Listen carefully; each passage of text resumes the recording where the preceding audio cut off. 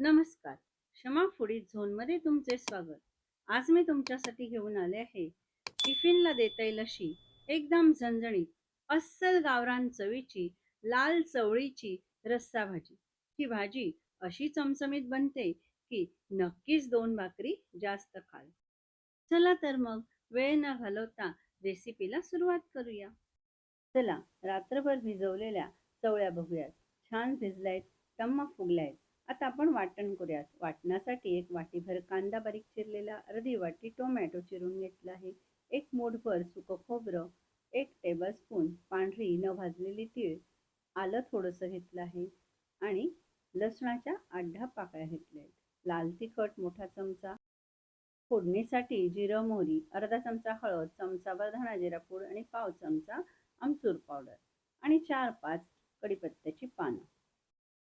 मिक्सरच्या भांड्यात मूठभर कांदा, बारीक चिरून घेतलेला टोमॅटो, न भाजलेलं सुकं खोबरं आणि न भाजलेली तीळ, आलं, लसूण, थोडंसं जिरं, थोडंसं पाणी घालून आपण हे वाटून घेऊया. याप्रमाणे बारीक वाटून घ्यायचं आहे. आता गॅसवर एक भांडं तापायला ठेवायचं आहे. त्यामध्ये 2 पळ्या मी तेल टाकून घेत आहे. तेल तापलं की यामध्ये आपल्याला मोहरी घालायची आहे. मोहरी चांगली तडतडली की यामध्ये आपण फोडणीला जिरं घालत आहोत. थोडासा हिंग आणि कढीपत्त्याची 4-5 पानं टाकून घ्यायची आहे. अशी आपली ही बेसिक फोडणी झाली. तडतडू नये, अंगावर उडू नये म्हणून झाकण ठेवलं होतं बघा. यामध्ये कांदा घालायचा आहे आणि मंद आचेवर चांगला परतवून घ्यायचा आहे. या भाजीसाठी आपल्याला लालबुंद कांदा करायचा नाही. थोडासा गुलाबीसर असं झाला की यामध्ये वाटण टाकायचं आहे आणि वाटण चांगलं परतवून घ्यायचं आहे. मसाला जरासा छान परतला गेला तर याला तेलही छान सुटतं आणि खमंग चव भाजीला येते. त्यामध्ये आता आपण घालत आहोत हळद, धणा जिरा पूड, आमचूर पावडर. आमचूर पावडरमुळे एक वेगळीच चव भाजीला येते. तिखट चवीप्रमाणे तुम्ही घालू शकता. मी या ठिकाणी 1 टेबलस्पून एवढं तिखट घेतलं आहे आणि मंद आचेवरच हे चांगलं परतून घ्यायचं आहे. मसाला कुठपर्यंत परतावा, त्याला छान असं तेल सुटू लागलं की मसाला परतून झाला असं समजावे. बघा किती छान तेल सुटले आणि मसाल्याचा गोळा पण झालाय.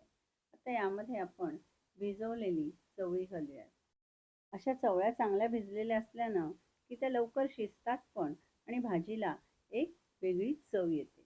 मसाल्यामध्येच ह्या चवळ्या घालून आपल्याला अगदी थोडंसं परतून घ्यायचं आहे, म्हणजे एक 15-20 सेकंद परतून घेतल्यामुळे मसाला चवळीला चांगला लागला जातो. आता यामध्ये आपल्याला भाजी चांगली व्हावी, चविष्ट व्हावी यासाठी गरम पाणी घालायचं आहे.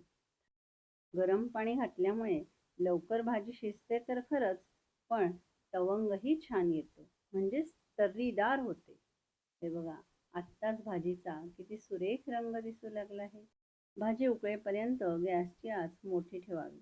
हवं तसं पाणी घालून आपण ती भाजी पातळ करून घ्यावी. भाजीला उकळी आली की यावरती झाकण ठेवावं. किती छान तवंग आला आहे बघा, लालबुंद अगदी. झाकण ठेवून आपल्याला आता भाजी शिजवून घ्यायची. मध्येच 1-2दा आपण भाजी परतवून घ्यावी. बघा भाजीतलं पाणी पण आटलं आहे, आपल्याला थोडं घालावं लागणार आहे. आता भाजीतल्या चवळ्या शिजल्या की नाही हे बघूयात. चवळी भिजलेली चांगली होती त्यामुळे शिजते पण चांगली. शिजली आहे बघा. आता यामध्ये मी हवं तसं पाणी टाकून घेत आहे. गरम पाणीच टाकलं आहे बरं. चवीप्रमाणे मीठ घालायचं आहे. कधी कधी मीठ आधी घातलं की चवळी नीट शिजत नाही. एकंदरीत कडधान्यच नीट शिजत नाही, म्हणून शिजल्यावर आपण यामध्ये मीठ घालावं. भरपूर हिरवीगार चिरलेली कोथिंबीर घातल्यावर भाजीला काय लूक येतो नाही. वा, असं वाटतंय आत्ताच एकाऐवजी काय 2 भाकरी सहज पचत होती. डब्याला द्यायचे बघा, त्यामुळे डब्याची तयारी करते आहे.